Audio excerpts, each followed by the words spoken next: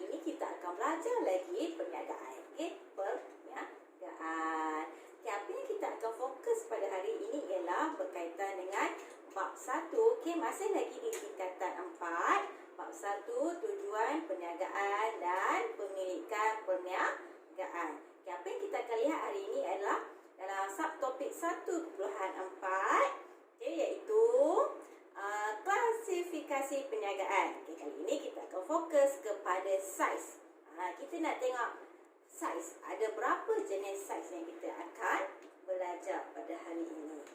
Okay, jom sama-sama kita masuk kelas perniagaan.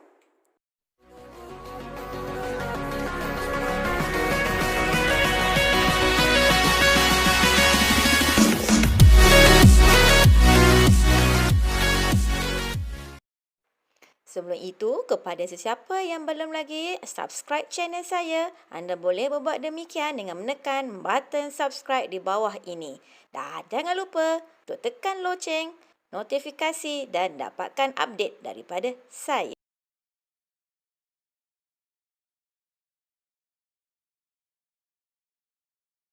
Ya, anak-anak cikgu, bertemu kita lagi ya, anak-anak cikgu. Hari ini apa yang kita akan lihat adalah klasifikasi perniagaan, iaitu fokus kepada saiz. Okey, kita akan lihat apakah itu saiz. Okey, jom bersama-sama dengan Cikgu Linda untuk belajar perniagaan. Okey, apa yang kita akan belajar pada hari ini ialah kita akan melihat kepada definisi klasifikasi terlebih dahulu. Okey, klasifikasi adalah satu penyusunan perniagaan dalam sesuatu kelompok tertentu mengikut kriteria yang telah ditetapkan. Maksudnya dekat sini, okay, dia buat penyusunan supaya lebih mudah untuk kita faham, lebih mudah untuk kita ingat. Dan penyusunan itu disusun berdasarkan kelompok yang telah ditetapkan. Dan ini akan memudahkan anak-anak murid untuk memahami klasifikasi perniagaan di mana ia melibatkan dua, iaitu saiz yang pertama dan yang kedua ia melibatkan sektor. Dua S. Size, klasifikasi S for size, klasifikasi S yang kedua untuk sektor. Seterusnya kita akan melihat kepada klasifikasi perniagaan. Inilah dikatakan tadi penyusunan, mengikut kelompok. Kita akan tengok dia ada dua kelompok kat sini. Yang pertama size, yang kedua sektor. Anak-anak kena ingat ya, klasifikasi perniagaan ada dua. Itu size dan juga sektor. Soal macam mana nak ingat dua klasifikasi ni? Saya ingatlah ada dua S. Saya suka. Saya sayang. Saya sayang perniagaan. So, kita tengok yang pertama, saiz. Dalam kelompok saiz ini, ada tiga kategori dia. Saiz kecil, saiz sederhana dan saiz besar. Saiz perniagaan yang bentuk kecil, saiz perniagaan sederhana, saiz perniagaan besar. Manakala S kedua, sektor. Sektor ada tiga bentuk. Sektor utama, sektor kedua dan sektor ketiga, ataupun kita panggil sektor prima, sektor sekunder, sektor tertier. Cikgu harap anak-anak murid dapat mengingat klasifikasi perniagaan ini dengan baik. Klasifikasi perniagaan ada dua.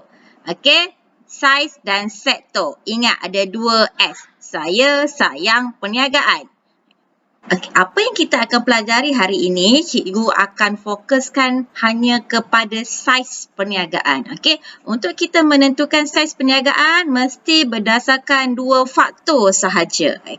Untuk menentukan saiz perniagaan sama ada dia saiz besar, saiz kecil ataupun saiz sederhana bergantung kepada dua faktor. Faktor pertama ialah jumlah jualan tahunan. RM. Berapa ribu ringgit, berapa juta yang dia dapat dalam setahun. Jumlah jualan tahunan iaitu RM. Okey, ringgit Malaysia. Okey. Yang kedua ialah bilangan pekerja. Berapa bilangan pekerja tetap? Kat sini. Okey. So, ini adalah dua faktor untuk kita menentukan saiz perniagaan yang tadi kita tengok. Okey, ada 3 saiz perniagaan. Saiz kecil, saiz sederhana dan saiz besar. Okey, so ingat dua faktor tadi, jumlah jualan tahunan dan bilangan pekerja tetap. Untuk pengetahuan anak-anak murid cikgu, untuk menentukan bilangan pekerja dan jumlah jualan tahunan, ia bergantung kepada dua sektor perniagaan. Okay? Yang pertama, sektor pengilangan dan yang kedua, sektor perkhidmatan. Okey, sektor pengilangan dan sektor perkhidmatan kedua-duanya berbeza dari segi jumlah jualan tahunan dan dari segi bilangan pekerja tetap. Okey, so untuk yang pertama ini, cikgu akan fokuskan dahulu kepada sektor pekerjaan yang berbentuk perkilangan. Okey, ingat perkilangan. Okey. Jumlah jualan tahunan pengilangan ini sama ada kita nak tentukan dia saiz besar, saiz kecil ataupun saiz sederhana. Okey, kita kena tengok kepada jumlah jualan tahunan. Okey, di sini bermula daripada nilai RM300,000. Okey, ini cikgu dah buat segitiga. So, awak nak ingat jumlah jualan tahunan dan bilangan pekerja tetap, ingat segitiga ini. So, lebih memudahkan untuk anak-anak murid cikgu mengingat. Okey, so ingat, pengilangan adalah sektor pertama yang kita nak tengok kat sini. Okey, saiz jumlah jualan tahunan bermula pada RM300,000 sehingga kurang daripada 15 juta. Okey, kurang daripada 15 juta, kita kategorikan dia saiz kecil. Faham ke tak?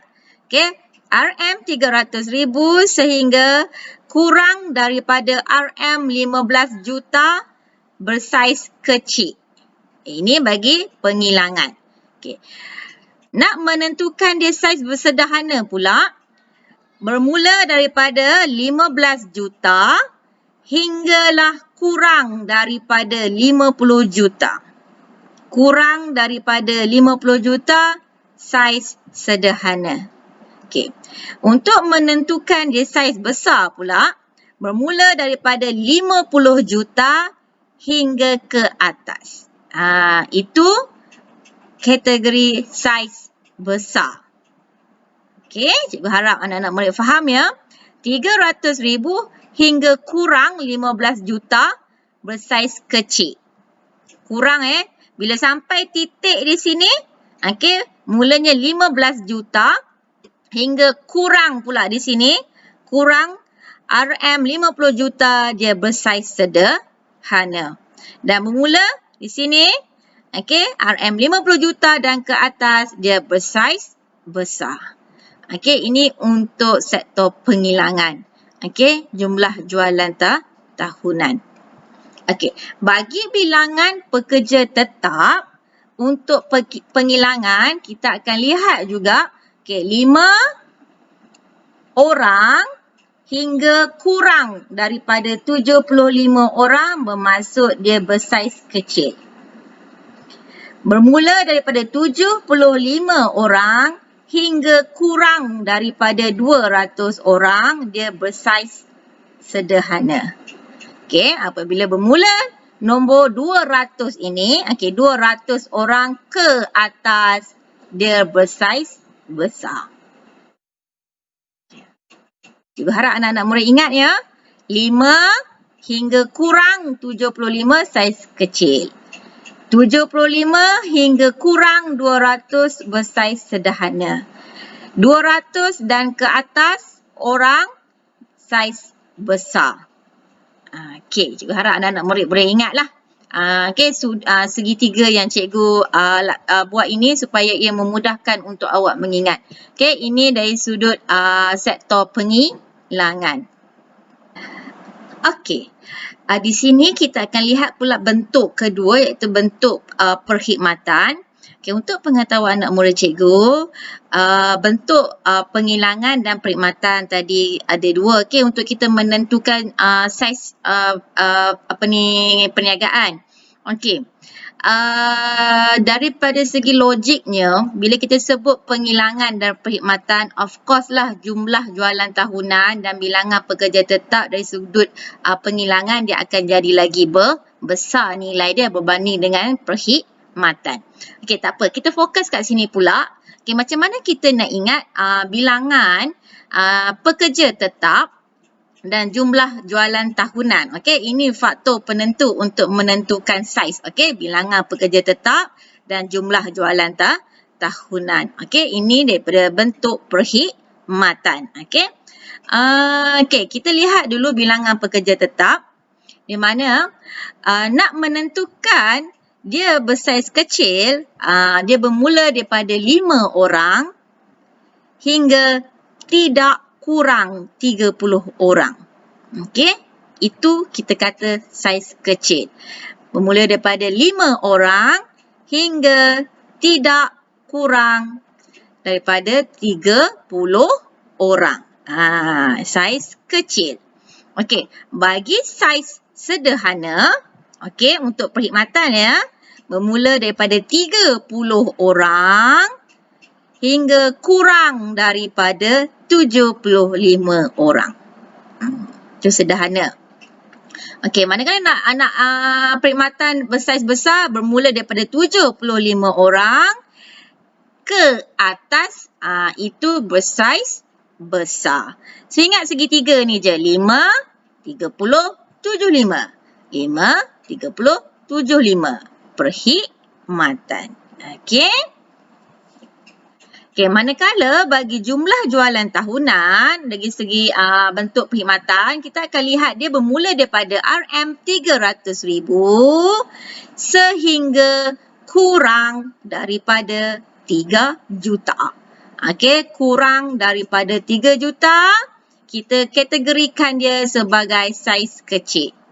Okey, tapi untuk saiz sederhana, bermula daripada 3 juta hingga kepada kurang daripada RM20 juta. Okey, ulang balik RM3 juta hingga kurang daripada RM20 juta, kita katakan dia bersaiz sederhana. Okey, bila dia dapat jumlah jualan tahunan dia melebihi 20 juta. Lebih 20 juta dalam sektor perkhidmatan, kita akan katakan dia kategori saiz besar. Okey. So, macam mana kita nak tentukan dia perkilangan dan perkhidmatan?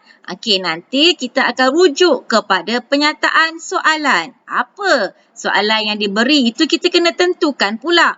Okey, bila kita dapat tentukan dia sama ada dia bentuk perkhidmatan atau perkilangan, maka dengan mudah kita dapat tentukan dia saiz besar atau saiz sederhana. Okey, dengan menggunakan segitiga ini untuk menentukan saiz besar, saiz kecil, saiz sederhana, cikgu harap awak dapat mengingat dengan mudah teknik ataupun cara mengingat apa tiga saiz ini. Okey, untuk kelebihan bersaiz kecil, okey, kita akan lihat pula daripada kelebihannya. Okey, kita akan lihat daripada kelebihan, kekurangan dan cabaran. Okey, yang pertama kita akan melihat kelebihan bersaiz kecil di mana perniagaan bersaiz kecil ini dia ada kebaikannya lah. Okey, pertama dia dapat menyelesaikan rungutan pelanggan dengan lebih cepat. Sebab dia saiz kecil kan, so pelanggan tak ramai. Okey, so masalah dapat diselesaikan dengan cepat dan segera. Kedua, saiz kecil ni dia fleksibel sebab pemilik perniagaan mudah untuk mengubah strategi dan membuat keputusan kerana ia tidak melibatkan orang yang ramai dan tidak melibatkan pentadbiran pengurusan yang rumit. Okey, dia tidak melibatkan kata apa 3 level. Okey, ada yang bawah, ada pertengahan dan ada pihak atasan. So bila kecil bagi dia mudah untuk mengubah strategi dan membuat keputusan kerana ia tidak melibatkan pekerja yang ramai. Okey, manakala kelebihan yang ketiga kita akan tengok ialah cost overhead yang rendah. Kenapa rendah? Okay, bila perniagaan bersaiz kecil, okay, dia tidak memerlukan kos operasi dan kos pengurusan yang tinggi. Okey. Kos operasi kenapa? Sebab apa? Kedai kecil sahaja. Okey, tak perlu bayar kos sewa yang mahal, kos elektrik, kos air yang tinggi. Okey, kos pengurusan. Okey, nak bayar pekerja yang ramai. Tak perlu sebab pekerja dia hanya seorang ataupun dua orang sahaja dalam apabila dia bersaiz kecil. Ingat tadi. Okey, bentuk perkhidmatan ataupun perkilangan. Tengoklah bilangan pekerja dia berapa. Okey, kemudian dia peniaga juga boleh menjual harga dengan lebih murah berbanding dengan syarikat-syarikat besar. Okey, yang terakhir kita akan lihat kos upah yang lebih rendah. Okey, pekerja akan dibayar gaji yang minimum kerana kebanyakan perniagaan bersaiz kecil tidak berdaftar dengan kesatuan sekerja. So, cikgu harap anak-anak murid dapat mengingat kelebihan bersaiz kecil bila kita buka perniagaan. Bagi kekurangan bersaiz kecil, apa yang kita dapati ialah kos pengeluaran yang tinggi. Okey, sebab dia tidak dapat menikmati ekonomi bidangan yang menyebabkan dia menanggung kos pengeluaran yang lebih tinggi lah. Maksudnya kat sini tidak dapat buat aktiviti lain, tidak terlibat dalam bidang lain, hanya berniaga sahaja. Okey.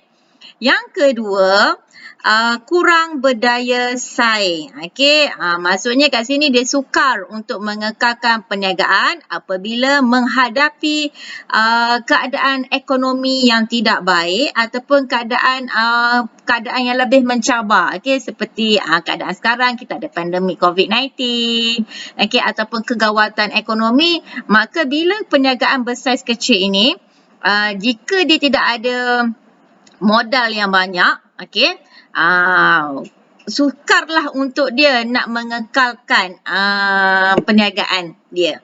Okey, yang ketiga, sukar mendapat pekerja yang mahir dan berpengalaman. Okey, sebab apa? Bila dia bersaiz kecil, bila ambil pekerja yang mahir, dia perlu bayar dengan kos yang tinggi. Okey. Tapi bila bayar kos tinggi, dia akan jadi beban pula kepada peniaga tadi kan, kepada pemilik. Okey, sebab dia hanya perniagaan bersaiz kecil. Okey, sebab itulah sukar nak cari pekerja dan nak bayar gaji yang tinggi.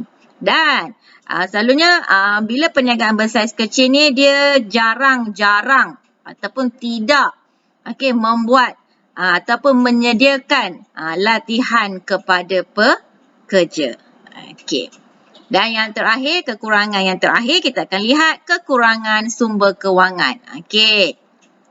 Kat sini bila kekurangan ini dia melibatkan ialah pemilik tadi sukar nak mendapat modal tambahan. Okey, kalau kita bersaiz kecil ini, kita nak pergi pinjam dengan bank. Okey, sukar untuk bank memberi kelulusan. Okey, sebab kita perniagaan bersaiz kecil, kita takut tadilah tidak dapat mengekalkan perniagaan dikala kita menghadapi keadaan yang sukar. Okey, takut nanti bank pun risau bila bagi pinjaman, nanti takut di akhirnya nanti tak mampu nak selesaikan bayaran. Okey, bank kena menanggung risiko. Okey, yang kedua, bank takut juga kata pemilik tidak dapat menyediakan cagaran. Okey. Yang terakhir, bila berlaku semua macam ni, okey, tak ada cagaran, okey, keupayaan perniagaan bersaiz kecil tadi untuk berkembang pun tidak dapat berlaku, maka akhirnya bank enggan untuk memberi pinjaman. Maka perniagaan tadi kurang sumber kewangan untuk meneruskan orang kata apa aktivitinya. Bagi mengatasi cabaran bersaiz besar, apa yang perniagaan bersaiz kecil hadapi ialah masalah aliran tunai. Sebab pelanggan lambat menjelaskan hutang. Bila pelanggan lambat membayar hutang, ini membebankan peniaga. Sebab peniaga perlu menyelesaikan kos-kos operasi. Sama ada nak bayar kos bil elektrik, bayar gaji pekerja dan juga nak membayar kepada pembekal. So macam inilah masalah yang akan dihadapi kepada perniagaan bersaiz kecil. Yang kedua ialah bebanan kerja. Berlaku bebanan kerja yang berat kerana dalam perniagaan bersaiz kecil ni dia tak ada pengkhususan. Maksudnya dia tak fokus kepada satu bidang. So di sini mana semua maksudnya pemilik tadi boleh melaksanakan semua kerja. Ataupun bila ada 2 orang pekerja, pekerja itu membuat semua kerja. Maksudnya tak ada pengkhususan. Maksudnya kalau dia accountant je. Kalau dia susun barang, dia susun barang je. Ni tak ada. Maksudnya kat sini bila perniagaan bersaiz kecil, bebanan kerja tu tanggung kepada pekerja tadilah. Semua dia kena ambil tahu lah. Semua dia kena tahu dan dia kena buat. Dan pengurusan dan keputusan dilakukan oleh pemilik sendiri. Kemudian cabaran yang ketiga adalah untuk memotivasikan pekerja. Di mana di sini pemilik tadi perlu memastikan pekerja sentiasa gembira dan persekitaran kerja tadi produktif supaya pekerja tadi dapat membuat kerja dengan baik. Bila keadaan persekitaran yang baik, produktif, pekerja nak datang kerja pun happy. Nak buat kerja pun rasa senang dan suka. Dan yang ketiga juga dapat mengurangkan kadar pusing ganti pekerja. Kat sini pemilik memainkan peranan lah. Nak jadi pemilik yang laissez-faire ke, yang sederhana ke, ataupun yang bersifat autokratik. Yang terakhir cabaran saiz kecil yang melibatkan nak mengekalkan pelanggan lama dan dapatkan pelanggan baharu. Kat sini pemilik tadi dia perlu merancang strategi. Macam mana dia nak kekalkan pelanggan yang sedia ada sekarang. Tetapi dalam pada masa yang sama dia berusaha untuk mendapatkan pelanggan-pelanggan baru. Supaya kedai dia tadi boleh berdaya saing dan kekal lama. So dia kena rancang strategi lah. Gunalah 4P tadi. Price, promotion, produk dan place. Kita menggunakan 4P strategi. Sekarang kita akan ke saiz sederhana. Untuk ke saiz sederhana ini, yang pertama kita akan lihat daripada sudut kelebihan dahulu.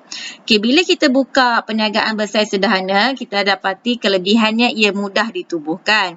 Kerana ia adalah bentuk milikan tunggal dan juga perkongsian kerana ia tidak melibatkan prosedur atau peraturan yang rumit untuk mengisi borang. Dan yang kedua, dia tidak banyak peraturan yang perlu dipatuhi dan prosedur dia mudah. Yang kedua, dia fleksibel. Bila bersaiz sederhana dia masih lagi fleksibel, iaitu dia boleh lagi membuat perubahan dengan cepat dan pekerja boleh melakukan lebih daripada tugasan yang sebenar. So dia boleh berubah pada bila-bila masa dengan cepat tanpa melibatkan orang yang ramai. Yang ketiga ialah semangat berpasukan yang tinggi. Di mana di sini kelebihan dia ialah mereka dapat bekerja dalam satu pasukan dan dapat membuat kerja dengan lebih cepat. Dan yang keempat, kelebihan dia ialah laporan kewangan dapat dirahsiakan daripada orang awam. Okey. Seterusnya kita akan melihat pula kepada kekurangan saiz sederhana.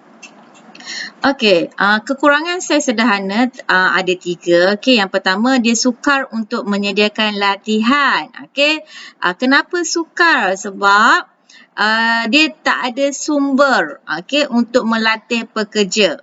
Sumber apa? Sumber kewangan mungkin. Sebab bila kita nak pekerja yang mahir, kita perlulah hantar pekerja tadi menghadiri latihan. Ataupun melatih pekerja. Tapi di sini dia menghadapi masalah untuk menyediakan latihan kepada pekerja. Yang kedua, kekurangan kedua adalah sukar untuk memajukan kerjaya kerana tidak dapat menawarkan peluang kerjaya yang menarik kepada pekerjanya. Dan tak ada peluang kenaikan pangkat. Susahlah sebab pekerja tak ada latihan, kurang pengalaman, sukar untuk memajukan kerjaya. Dan yang ketiga adalah wujudnya jurang hubungan di mana bilangan pekerja yang ramai menyukarkan hubungan rapat di antara majikan dan para pekerja. Di sini bilangan pekerja tadi lebih ramai sedikit berbanding dengan saiz kecil. Sama ada dari sudut sektor ataupun bidang perkhidmatan ataupun pengilangan. Seterusnya, bahagian terakhir untuk saiz sederhana adalah cabaran. Apa cabaran yang dihadapi oleh saiz sederhana ini? Yang pertama, dia terikat kepada peraturan dan undang-undang kerajaan. So, undang-undang dan peraturan kerajaan, pemilik tadi perlulah patuh kepada peraturan. Dan perniagaan yang dia buka tadi mestilah berdaftar, mestilah ada lesen ataupun permit dan surat kuasa. Maksudnya kat sini barulah dia buka kedai secara sah. Ini cabarannya lah sebab peraturan dan undang-undang ni sentiasa berubah. Itu dia kena akur. Dan yang kedua, cabaran untuk meningkatkan hasil. Cabaran besar dalam meningkatkan hasil. Perbelanjaan cenderung naik secara mendadak. Belanja lebih banyak daripada hasil. Dan ini mungkin sukar untuk meningkatkan hasil. Sekiranya pemilik tadi tidak pandai untuk menguruskan kewangan. Dan yang ketiga, pengambilan pekerja. Cabaran besar sederhana kat sini ialah apabila kita memerlukan tenaga kerja yang ramai, mahir dan berpengalaman. Tetapi berlaku persaingan di antara perniagaan bersaiz sederhana dan perniagaan bersaiz besar. Sebab masing-masing nak mendapatkan pekerja yang pakar dan berpengalaman. Masing-masing nak meningkatkan hasil untuk perniagaan masing-masing. Maka dekat sini berlakulah persaingan untuk mengambil pekerja yang mahir dan berpengalaman. Sebab perniagaan bersaiz sederhana pun memerlukan pekerja yang ramai dan mahir. Manakala perniagaan bersaiz besar pun memerlukan pekerja yang mahir dan ramai dan juga berpengalaman. Sekarang kita akan melihat kelebihan perniagaan bersaiz besar. Ada 3 perniagaan bersaiz besar di mana dia dapat menguasai pasaran. Dia mudah untuk menguasai pasaran berbanding dengan perniagaan bersaiz kecil. Dia dapat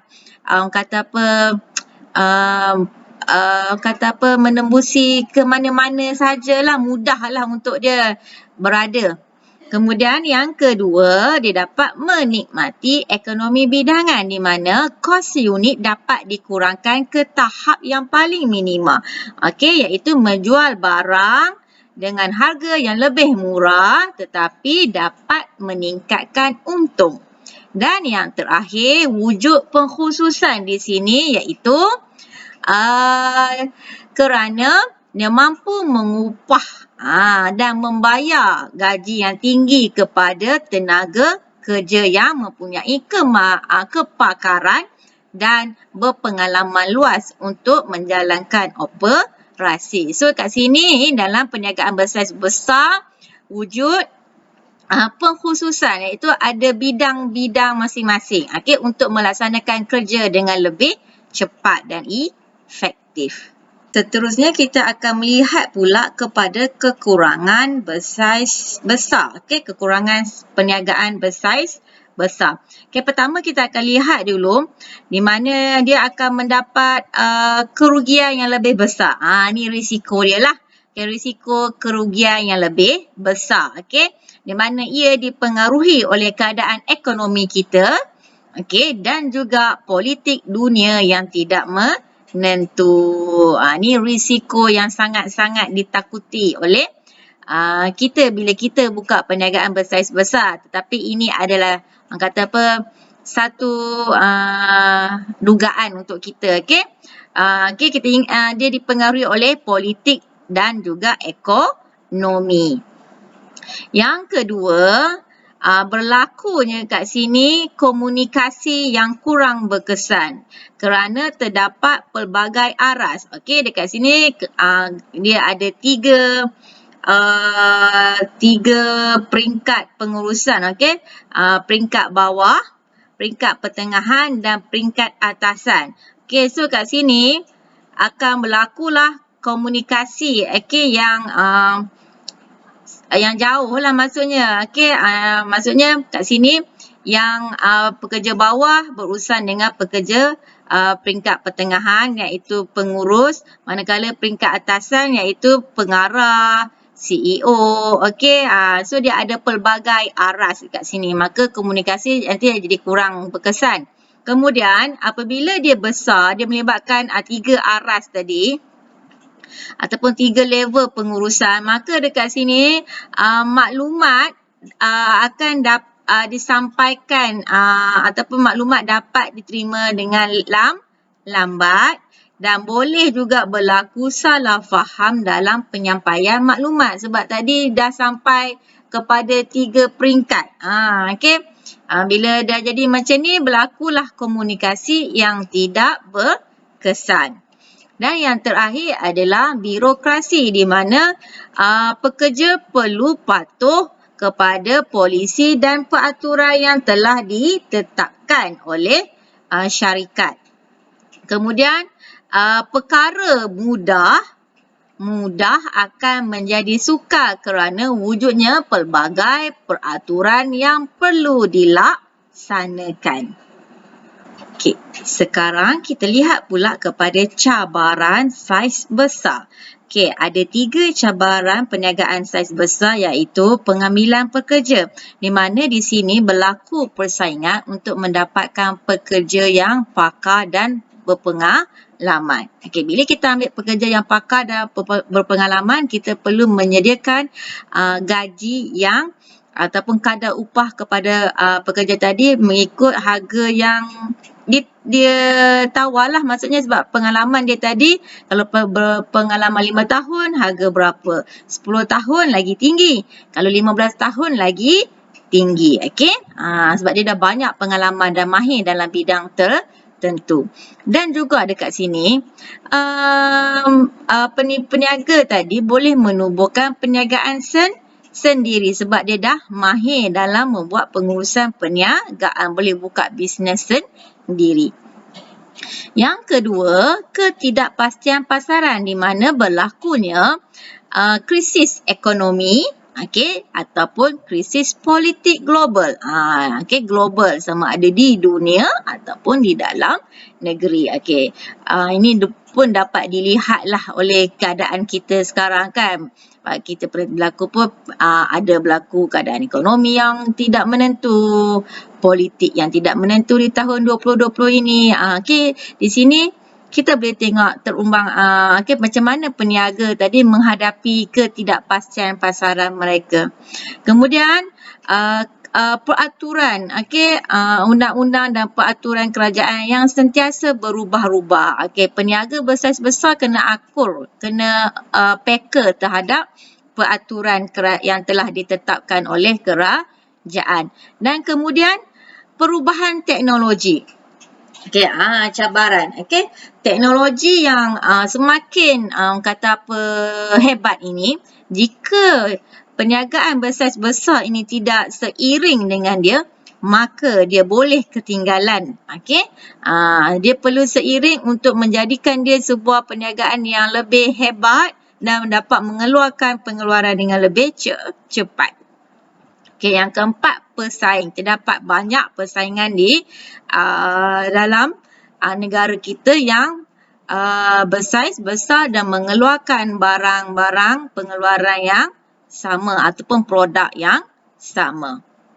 Dan yang terakhir, perundangan dan peraturan kerajaan. Di sini cabarannya ialah perniagaan perlu patuh pada undang-undang dan peraturan dan sentiasa peka kepada perubahan tadilah. Dia berkaitlah sikit dengan ketidakpastian pasaran. Itu saja untuk cabaran perniagaan bersaiz besar. Ada 3. Apa yang berlaku dekat saiz besar yang menghadapi kesukaran lah untuk dia. Satu cabaran yang perlu diatasi.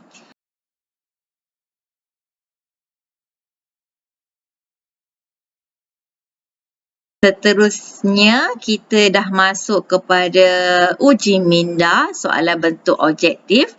Di sini kita akan melihat soalan pertama, iaitu antara berikut kriteria yang manakah menentukan saiz perniagaan. Ni ada soalan aneka pilihan. Jumlah keuntungan tahunan, jumlah jualan tahunan, bilangan pekerja tetap, jumlah modal dilaburkan. Soalan ni tanya kriteria yang menentukan saiz perniagaan. Kalau anak-anak murid ingat tadi cikgu dah ajar, yang pertama tadi ada 2 kriteria untuk menentukan saiz perniagaan. Yang mana satukah jawapan anak-anak? Pilihan yang mana? Apa yang anak-anak pilih di sini? Jawapannya adalah seterusnya kita akan lihat pula soalan objektif kedua, di mana di sini dia beri satu stimulus. Ni panggil stimulus ya anak-anak. Puan Aminah merupakan pemilik kedai kek Aminah di Kuching. Beliau dibantu oleh 15 orang pekerja. 15 orang pekerja. Pemilik kedai kek. Maklumat berikut berkaitan dengan Puan Aminah. Apakah saiz perniagaan kedai kek Aminah? Kecil, besar, global, sederhana.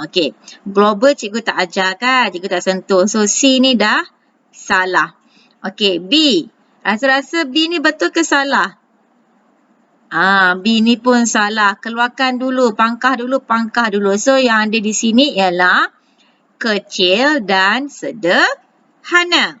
Macam mana kita nak tahu pula saiz kecil dengan sederhana? Apa yang kita perlu buat ialah kita tentukan tadi. Tadi kan cikgu ajar ada 2 bidang. Yang pertama perkhidmatan dan yang kedua penghilangan. Macam mana nak tentukan yang ini perkhidmatan atau penghilangan? Baca dekat sini. Puan Aminah merupakan pemilik kedai kek Aminah. Pemilik kedai kek. Pemilik kedai kek.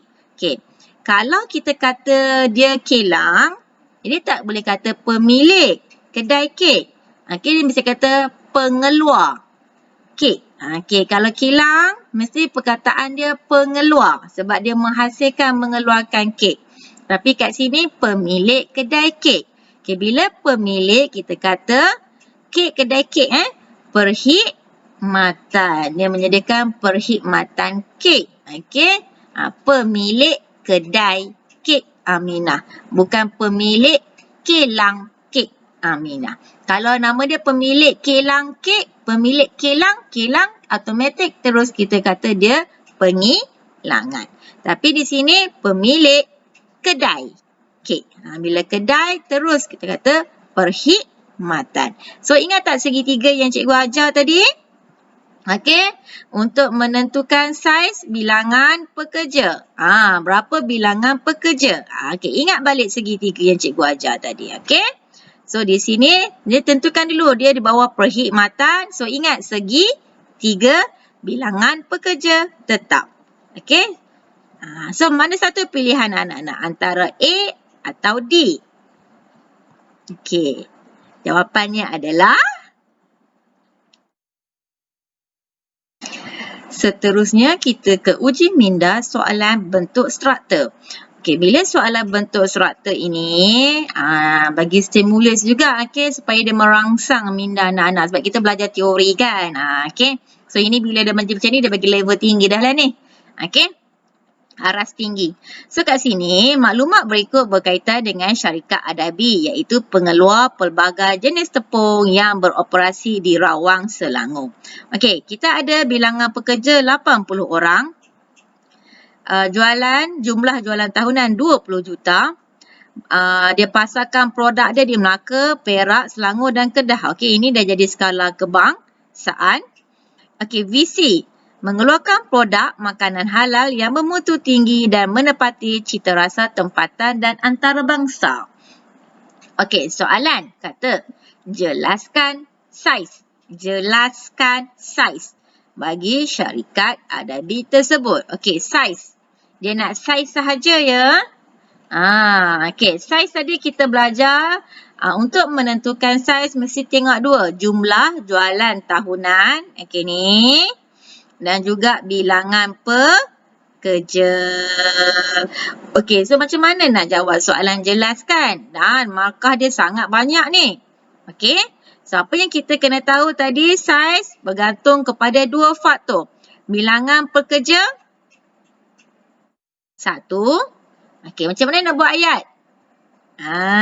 Yang kedua, jumlah jualan tahunan. Okey, nampak tak? Tetapi sebelum itu kita kena tentukan dulu. Dia ini, syarikat adabi ini di dalam bentuk perkhidmatan atau perkilangan. Nak kata perkhidmatan ke perkilangan? Okey. Untuk pengetahuan anak-anak murid, tentukan dulu perkhidmatan atau pengilangan. Okey, baca balik. Maklumat berikut berkaitan dengan syarikat adabi iaitu pengeluar pelbagai jenis tepung. Pengeluar. Pengeluar pelbagai jenis tepung. Bila perkataan pengeluar dekat sini, automatik. Okey, dia berada dalam bentuk pengilangan. So, bila berada dalam bentuk pengilangan, anak-anak ingatlah balik segitiga cikgu ajar dia dalam bentuk pengilangan. Okey, bilangan pekerja 80 orang. So, tengok segitiga. Bilangan pekerja dulu. Kemudian tengok bilangan pula. Jumlah jualan tahunan. Okey. Okey. Kemudian kita jawab soalan tadi. Ceritakan tentang bilangan pekerja.